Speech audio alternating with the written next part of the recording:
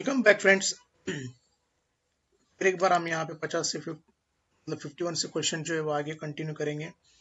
और मैं इसे छोटे पार्ट में इसलिए बना रहा हूँ क्योंकि आप ऐसे चलते फिरते भी 5-10 मिनट में इसे अगर देख लेंगे तो आपका जो सब्जेक्ट का जो एमसीक्यू है वो कवर हो जाएगा। इसलिए मैं उसे 15 मिनट और 16-17 15-16 मिनट से ज़्यादा मैं उसे बनाना नहीं चाहता। तो क्योंकि ज़्यादा अगर एक एक डेढ़ डेढ़ घंटे या बनाऊंगा तो शायद वो आप बोर हो जाएगा, और मुझे नहीं लगता कि मैं ऐसा कोई काम करूँ जिससे आप बोर हो जाए।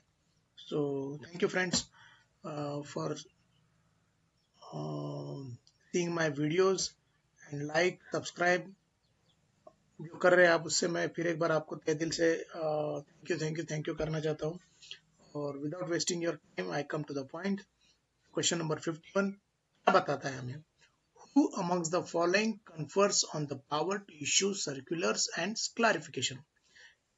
इनमें से जो नीचे जो ऑप्शन है, इनमें से किसको जो ऐसा पावर है जो मतलब जो क्लैरिफिकेशन होता है किसी टैक्स के बारे में, वो सर्कुलर करने का किसे अधिकार होता है, पावर होता है? तो सेंट्रल बोर्ड ऑफ डायरेक्ट इनको, सीबीडीटी को अधिकार होता है।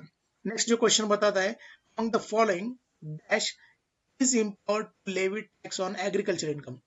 एग्रीकल्चर इनकम पे हमने देखा है कि यूनियन गवर्नमेंट जो होती है वो टोटली एग्जाम करती है, वो कोई भी टैक्स नहीं लगाती। लेकिन जो स्टेट गवर्नमेंट होती है उनको उनके हिसाब से कुछ ना कुछ अधिकार दिए है, वो चाहे तो एग्रीकल्चर इनकम पे इनकम टैक्स लगा सकते हैं। तो यहाँ पे जो ऑप्शन बताया है वो स्टेट गवर्नमेंट बताया। नेक्स्ट क्वेश्चन पे आते हैं।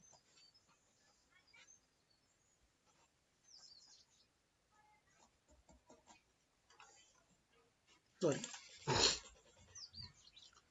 जो क्वेश्चन बता रहा है हमें, बता रहा है कि हमें question number 53, circulars and notification are binding on the, जो सर्कुलर्स होते हैं, नोटिफिकेशन होते हैं, वो किसके ऊपर बाइंडिंग होते हैं?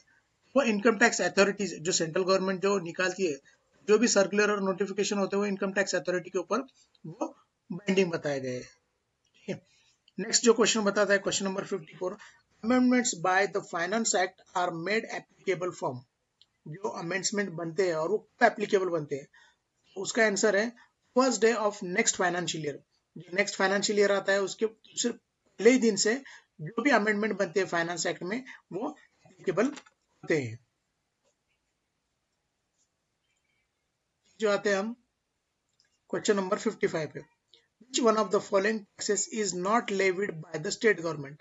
स्टेट गवर्नमेंट कौन सा टैक्स इसमें से नहीं लगाती? Entertainment tax, VAT, professional tax, none of the. मतलब इनमें से कोई भी ऐसा टैक्स है जो सेंट्रल गवर्नमेंट नहीं लगाती। ये सारे के सारे जो टैक्स है वह ये लगाती है, not levied by the state government. मतलब एंटरटेनमेंट टैक्स भी स्टेट गवर्नमेंट नहीं लगाती, वैट भी स्टेट गवर्नमेंट नहीं लगाती, और प्रोफेशनल टैक्स भी स्टेट गवर्नमेंट नहीं लगाती। आते हैं क्वेश्चन नंबर 56 पे, the apex body of income tax department is. उसकी एपेक्स बॉडी कौन है? इनकम टैक्स डिपार्टमेंट की सबसे एपेक्स बॉडी कौन सी है? तो वो डिपार्टमेंट ऑफ रेवेन्यू जो है वो एपेक्स बॉडी है। Which of the following is indirect tax. हमने इनडायरेक्ट टैक्स देखे हुए हैं। इनडायरेक्ट टैक्स जो है इनमें से income tax, wealth tax, corporation tax, ये जो है ये डायरेक्ट टैक्सेस है। और इनमें से जो इनडायरेक्ट टैक्स है वो सेल टैक्स है, जो इनडायरेक्ट टैक्स की कैटेगरी में यहाँ पे आता है। जो है question number 50, GST in the act stand for. GST का मतलब क्या, हमने देखा है, सुना भी है, गुड्स एंड सर्विस टैक्स मतलब जीएसटी होता है। अगला 59 जो क्वेश्चन बताता है, system of tax in GST is. जो जीएसटी उसमें सिस्टम कैसा होता है? जो टैक्स जीएसटी जो लगता है डेस्टिनेशन बेस पे लगता है, मतलब जहां से माल निकलता है और जहां पे पहुंचता है उस डेस्टिनेशन बेस पे जीएसटी का सिस्टम काम करता है। What kind of taxes are levied? GST, GST में कौन से टाइप के टैक्स लगाए जाते हैं? वो जो है ये 3 टाइप के जीएसटी होते हैं, जैसे central central good service tax, state good service tax and integrated good service tax. ऐसे कुछ है। तो ये तीनों की तीनों भी टैक्सेस इसमें आते हैं, इसमें आते हैं जीएसटी के। What is SGST? State good and service tax, SGST होता है। नेक्स्ट क्वेश्चन पे आते हैं, क्वेश्चन नंबर 62। क्वेश्चन नंबर 62 क्या बताता है हमें? विच of the following Constitutional Amendment Act has added GST to tax reform. So 101 जो कॉन्स्टिट्यूशनल अमेंडमेंट था उससे हमने जीएसटी को एक्ट में अमल में लाया है। GST is a kind of वो क्या है, जीएसटी जो है इनडायरेक्ट टैक्स है, कोई डायरेक्ट टैक्स नहीं है। अगला जो क्वेश्चन आता है, GST represent the following structure, GST कौन सा टैक्स स्ट्रक्चर लागू करता है, मल्टी पॉइंट टैक्स स्ट्रक्चर लागू करता है। जैसे हमने डेस्टिनी पॉइंट देखा तो उसी में मल्टी पॉइंट टैक्स भी एक और होता है। GST to be levied on, GST किस पे लगाया जाता है, मैन्युफैक्चरर्स पे लगाया जाता है, रिटेलर्स पे लगाया जाता है, कंज्यूमर पे लगाया जाता है। जो क्वेश्चन 65 है उसमें ऑल ऑफ द अबव पे टैक्स लगाया जाता है। क्वेश्चन 66 क्या बोलता है, what of the following tax is abolish by GST in India, GST आने से क्या हुआ, सेल्स टैक्स क्या हुआ, कम हो गया या उसे अबॉलिश कर दिया गया। Question 67, section 270A provides penalty for, जो सेक्शन है इनकम टैक्स एक्ट 1961 का, उसका जो सेक्शन है 270A provides penalty for under reporting and miss reporting. Penalty कब लगाता है, अगर अंडर रिपोर्टिंग है और मिस रिपोर्टिंग है तो पेनल्टी लगाता है।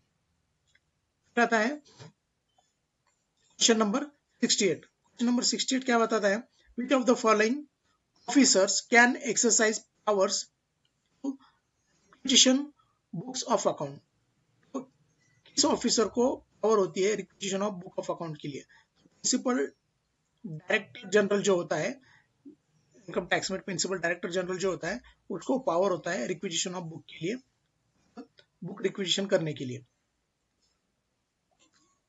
क्वेश्चन नंबर 69 क्या बताता है, as per section 120 of the income tax act the authorities may exercise jurisdiction on the basis of dash criteria. जो इनकम टैक्स मतलब जो सेक्शन 120 है इनकम टैक्स एक्ट का, अथॉराइजेस में एक्सरसाइज जो करता है तो बेस पे करता है, कौन से क्राइटेरिया होते हैं, क्राइटेरियल एरिया होता है, पर्सन और क्लासेस ऑफ पर्सन होता है, इनकम और क्लासेस ऑफ पर्सन, एक मतलब कोई बंदा है या उसका कोई यूनिट है, उसका इनकम है या उसका इनकम का कोई क्लासेस है या उसका जो एरिया है, इन चीजों पे इनकम टैक्स एक्ट जो है अथोराइज होता है इनकम टैक्स एक्ट लगाने के लिए। Section question number 70, as per section 120 which of the following authorities may direct jurisdiction power and jurisdiction of income tax, इसको में डायरेक्ट किसको है, central board of direct tax को है। Question number 71, which authority is the highest income authority under income tax act, उसमें जो है CBDT जो है वो हायर इनकम अथॉरिटी होती है इनकम टैक्स के हिसाब से। Choose an officer who is not income tax authority, ऐसा कौन सा ऑफिसर है जो officer who is not income tax authority, district collector वो इनकम टैक्स से संबंधित नहीं है, बाकी commissioner of income tax, assistant of income tax, assistant commissioner of income tax, deputy income, तो ये जो है इससे रिलेटेड है, बाकी डिस्ट्रिक्ट कलेक्टर से रिलेटेड है। क्वेश्चन नंबर 72 था। क्वेश्चन नंबर 73 क्या है, income of minors is included in income of, हमने देखा था कि क्लबिंग ऑफ इनकम में मदर और फादर में जिसकी भी किसी की इनकम अगर ज्यादा होती है उसमें माइनर की इनकम इंक्लूड की जाती है, ये बताया गया है कि माइनर की इनकम किस में इंक्लूड होती है। अगला जो क्वेश्चन था 74 का, what is clubbing of income, clubbing of income क्या होता है, inclusion of income of other person in income of assessee, मतलब क्या होता है जो असेसी होता है उसमें अगर असेसी अगर कोई मैन है तो उसके इसमें उसकी वाइफ का और उसके बच्चों का इनकम क्लब किया जाएगा। अगर असेसी अगर वुमन है और वुमन की और हस्बैंड मतलब वुमन और मैन में अगर वाइफ की अगर इनकम ज्यादा है तो उसमें माइनर का और हस्बैंड का इनकम किया जाएगा। अगला जो है क्वेश्चन 75 का, section 80G provide deduction for donation to charitable institution, जी हमें क्या बताता है, डिडक्शन और डोनेशन के बारे में बताता है, जो हम चैरिटेबल इंस्टीट्यूशन होते हैं उनको देते हैं, इससे हमें एग्जम्पशन मिलता है या डिडक्शन मिलता है इनकम टैक्स में, सॉरी डिडक्शन मिलता है इनकम टैक्स में। पता है क्वेश्चन 76 में, the maximum amount of deduction available under section 80C, हमने देखा है 1.5 लाख तक का जो है हमें एग्जम्पशन 80C में अलाउड है। Which of the following income is taxable as a income from other source, इनमें से कौन सी जो इनकम है इनकम फ्रॉम अदर सोर्स की कैटेगरी में आएगी, तो ये चारों ऑप्शन में से विनिंग फ्रॉम लॉटरी जो है इनकम फ्रॉम अदर सोर्स की कैटेगरी में आएगा, बाकी आप देख लीजिए।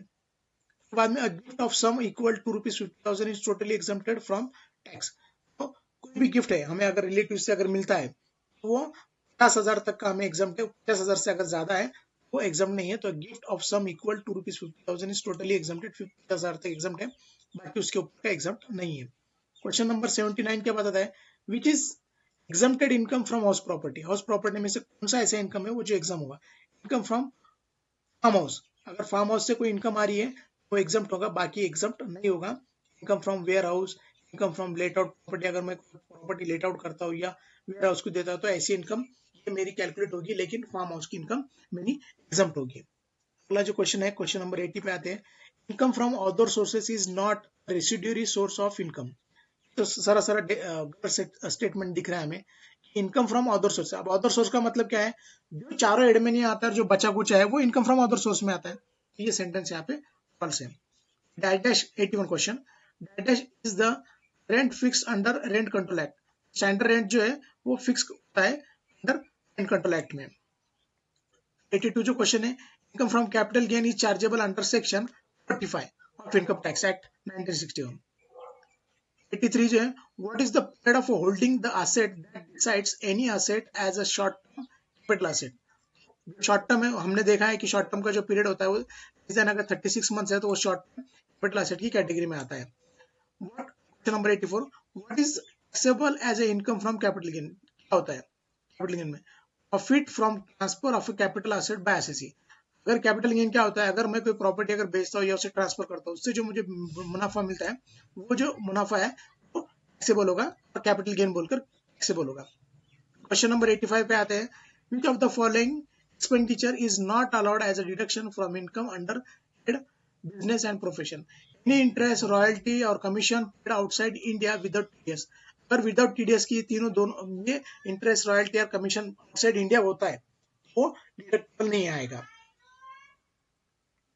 क्वेश्चन नंबर 86, हम business section subsection 32 includes the activity like. Business का मतलब ट्रेड और कॉमर्स होता है, ये उसकी डेफिनेशन है और सेक्शन में बताया गया है।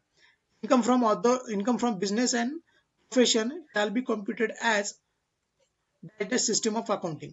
Mercantile and cash system of accounting में जो होता है, income from business and profession shall be computed होता है। What is taxable income under income from business and profession. Profit and gain of a business and profession, ये जो होता है वो टैक्सेबल इनकम होता है। क्वेश्चन नंबर 89 पे आते हैं, what is essential for taxability of income from house property. तो ये ऊपर के तीनों के तीनों जो भी है, income must be received from house property or land appertaining to it. The assessee must be owner of a property. इसका क्राइटेरिया है इनकम फ्रॉम हाउस प्रॉपर्टी अगर हमें कैलकुलेट करना है तो उसके तीनों क्राइटेरिया हुआ, that should not have such property own business और प्रोफेशन। वो ओन और बिजनेस प्रोफेशन के नहीं होना, इसलिए हम उसको इनकम फ्रॉम हाउस प्रॉपर्टी की कैटेगरी में ऐड कर सकते हैं। क्वेश्चन नंबर 90 पे आते हैं, income from house property means house property से कहाँ से? Income received from sale of house property, अगर मैं प्रॉपर्टी बेचता हूँ उससे कुछ आता है, हम इनकम को कंसिडर करेंगे क्या? Income received from rent of house property bye owner. ये स्टेटमेंट में देख लो, स्टेटमेंट में क्या बताया, अगर मैं हाउस प्रॉपर्टी बेच रहा हूँ तो कैपिटल गेन होगा, वो यहाँ नहीं आएगा। इनकम रिसीव्ड फ्रॉम रेंट, यहाँ पे प्रॉपर्टी बाय टेनेंट से चाहिए, मतलब हाउस प्रॉपर्टी फ्रॉम टेनेंट चाहिए था, सेंटेंस में उन्होंने यहाँ पे टेनेंट चाहिए था तो ओनर कर दी, इसलिए इनमें से कोई भी ऐसा हाउस प्रॉपर्टी की कैटेगरी में नहीं आता है। क्वेश्चन नंबर 91 पे आते हैं, what are the deduction available against the income from house property. कौन से डिडक्शन अवेलेबल है इनकम फ्रॉम हाउस प्रॉपर्टी में? ये जो तीनों भी है, deduction for payment of municipal taxes 30%, standard deduction और नेट वैल्यू जो निकलता है 30%, deduction for payment of interest on loan, अगर घर पे कोई लोन चल रहा है तो भी हमें डिडक्शन अलाउड होता है। Income taxable, question number 92, income taxable from house property is annual value of house property. जो इनकम टैक्सेबल होती है वो annual value of house property होती है। क्वेश्चन नंबर 93 पे, income from salary is taxable if, अगर वो सैलरी हमें मिलती है या देयर इज अ, दोनों के बीच में एम्प्लॉयर और एम्प्लॉय का रिलेशन है, तो जो भी इनकम मिलती है सैलरी से वो टैक्सेबल कंसिडर होंगी। ग्रॉस टोटल इनकम किसको कहा जाएगा? तो sum of income from all heads, सारे के सारे एड में से जब हम कैलकुलेट करते हैं कहाँ से कौन सी इनकम आ रही है, उसे हम ग्रॉस टोटल इनकम हम कह सकते हैं। क्वेश्चन नंबर 95 पे आते हैं, which of the following amount is available as deduction from income from salary. Professional tax जो है वो सैलरी से डिडक्शन हमें यहाँ पे मिलता है। Which of the following amount is available, allowances और परक्यूजर्स में नहीं, लेकिन प्रोफेशनल टैक्स में हमें यहाँ पे डिडक्शन मिल सकता है। क्वेश्चन नंबर 96 पे आते हैं, income from salary is chargeable under section 15, ये पता है हमें। विच of the following section deals with the exempted income, section 10 जो है वो deals with the exempted income. Daily and consistency consistency allowances मतलब जो मतदार संघ होता है, ये डेली अलाउंसेस होता है, मेंबर ऑफ पार्लियामेंट को मिलता है, वो टोटली एग्जाम्प्ट होता है इनकम टैक्स में। वही क्वेश्चन है, तो स्टेटमेंट बरोबर है वो।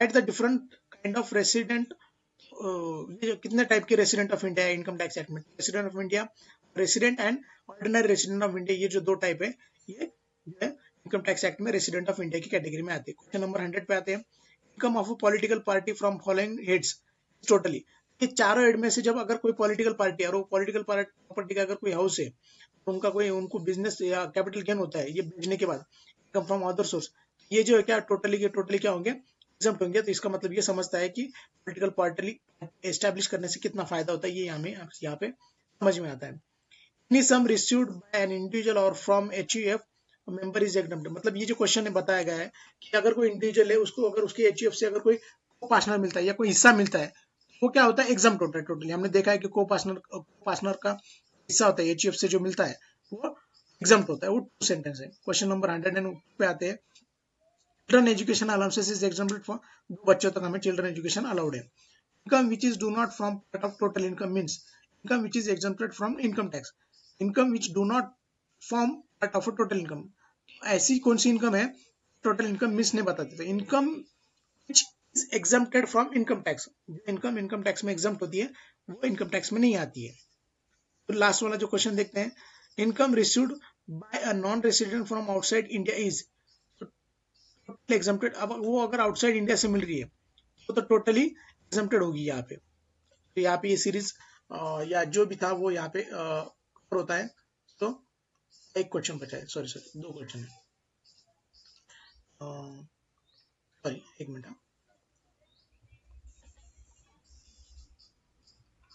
ये दो क्वेश्चन आप लीजिए, वही बताया कि रेसिडेंट ऑफ इंडिया का क्या क्राइटेरिया है, और जो एचयूएफ है, अगर उसकी अगर कोई संपत्ति है या HUF set resident of India कब कहा जाएगा, HUF is set B resident in India if the control and management of its affair is Holi और पार्टली सिचुएटेड इंडिया। अगर उसका इंडिया में अगर सब उसका कंट्रोल हो रहा है या मैनेज हो रहा है, उसे हम एचयूएफ कहेंगे।